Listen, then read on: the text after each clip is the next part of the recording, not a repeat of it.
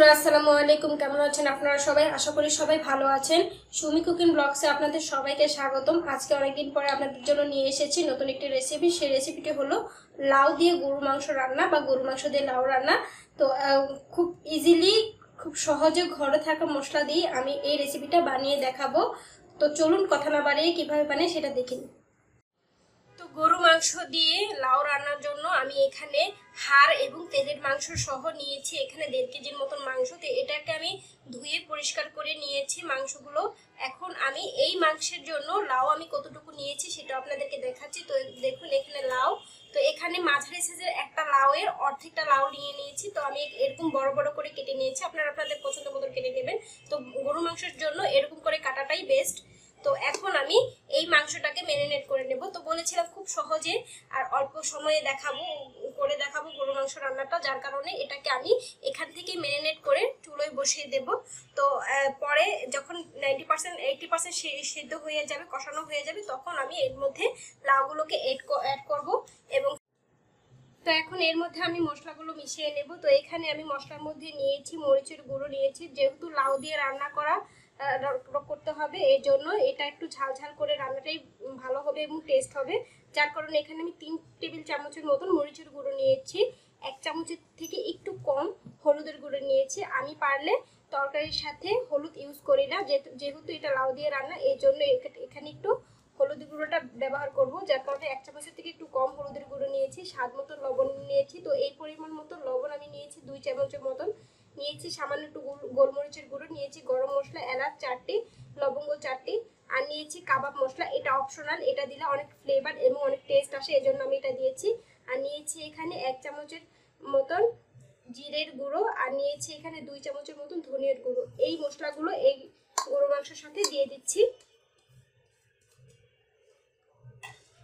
তো দিয়ে দেবো এখানে 1/3 কাপ পরিমাণের আদা রসুন বাটা। তো এটা মিক্স করে বাটা আদা রসুন। তো এখানে নিয়েছি 1 কাপ পরিমাণের পেঁয়াজ কুচি। তো এই পেঁয়াজ কুচিটাও দিয়ে দিলাম।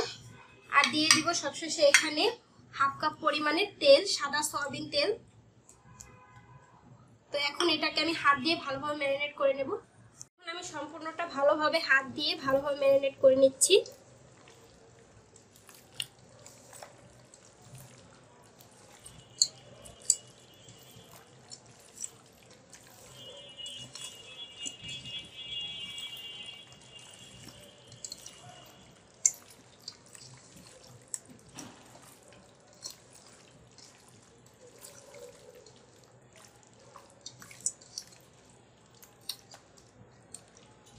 তো ম্যারিনেট করা হয়ে গেছে, এটা আমি রান্না করার জন্য বসিয়ে নেব।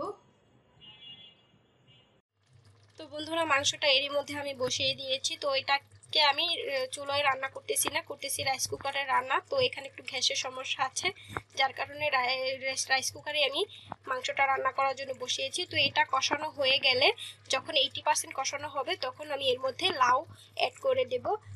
20%-এর মধ্যে লাউটা ভালোভাবে এর মধ্যে সেট হয়ে যাবে এবং সেদ্ধ হয়ে যাবে। তো এটা কষানো হতে থাক। তো এখন আমি ঢাকনা দিয়ে ঢেকে দিচ্ছি কষানো হওয়া আগ পর্যন্ত ভালোভাবে। তো এরই মধ্যে বন্ধুরা দেখুন এখানে 50% কষানো হয়ে গেছে মাংসগুলো, আর 30% কষানো হলে এর মধ্যে আমি লাউগুলো অ্যাড করে নেব। দেখুন কালারটা কতটা চেঞ্জ হয়ে এসেছে আর অনেক সুন্দর ফ্লেভার ছড়িয়েছে। তো আর 30% কষানো হলেই আমি এর মধ্যে লাউগুলো অ্যাড করে নেব। তো এখন ঢাকনা দিয়ে ঢেকে দিচ্ছি 30% পর্যন্ত কষানো হওয়ার জন্য। তো এরই মধ্যে দেখুন অনেকটা সিদ্ধ হয়ে গেছে, আর বাকিটা সিদ্ধ হলে আমি এর মধ্যে লাউগুলো অ্যাড করে নেব। তো মাংস এরই মধ্যে 80% সিদ্ধ হয়ে গেছে, তো ভালোভাবে কষানো হয়ে গেছে। দেখুন কত সুন্দর ফ্লেভার ছড়িয়েছে। তো এখন এর মধ্যে আমি সেই কেটে রাখা লাউগুলো দিয়ে দেব। এখন লাউটা দিয়ে ভালোভাবে নেড়েচেড়ে একটু কষিয়ে নিতে হবে। তো লাউটা দিয়ে 5 মিনিটের মতন কষাবো। কষানো হয়ে গেলে তখন আমি এর মধ্যে পানি অ্যাড করে নেব।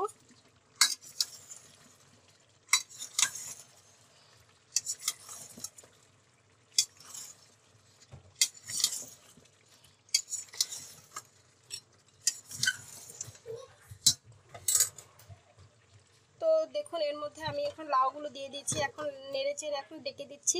তো এখন 5 মিনিটের মতন কষিয়ে নেব। তো দেখুন লাউয়ের সাথে গরু মাংসটা ভালোভাবে কষিয়ে নিয়েছি। তো এখন আমি একটু নেড়েচেড়ে এর মধ্যে পানি অ্যাড করে নেব।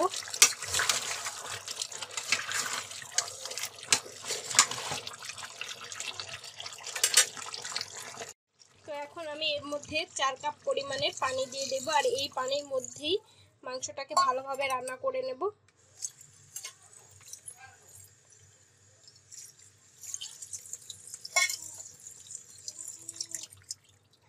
তো দেখুন এর মধ্যে আমি 4 কাপ পরিমাণের পানি দিয়ে দিয়েছি। এখন এখানে আমি দুটো কাঁচামরিচ দিয়ে দেব।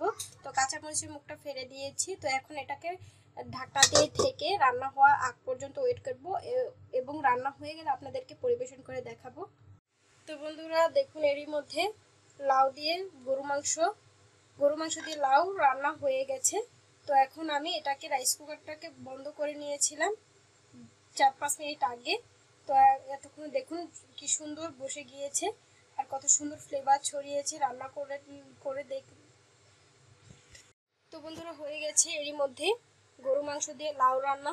তো রাইস কুকারটা আমি 5 মিনিট আগে বন্ধ করে নিয়েছিলাম। তো কত সুন্দর লাগছে দেখতে দেখুন, আর অনেক সুন্দর ফ্লেভারও ছড়িয়েছে, রান্না করলে অবশ্যই বুঝতে পারবেন। তো এখন আপনাদেরকে পরিবেশন করে দেখাচ্ছি। তো বন্ধুরা হয়ে গেছে আজকে আমাদের ঝটপট লাউ দিয়ে গরু মাংস রান্না। তো খুব ইজিলি ভাবে আমি এই রান্নাটা দেখিয়েছি। তো দেখুন দেখতে কতটা জুসি হয়েছে। আর লাউ দিয়ে গরু মাংস রান্নাটা একটু হালকা ঝোলঝোলি করতে হয়, যার কারণে আমি একটু ঝোলঝোল করেছি। তো এইভাবে আপনারা অবশ্যই বাসায় ট্রাই করে দেখবেন। ভালো লাগলে চ্যানেলটিকে অবশ্যই লাইক করবেন, সাবস্ক্রাইব করতে ভুলবেন না। তো ভালো থাকুন, সুস্থ থাকুন, আল্লাহ হাফেজ।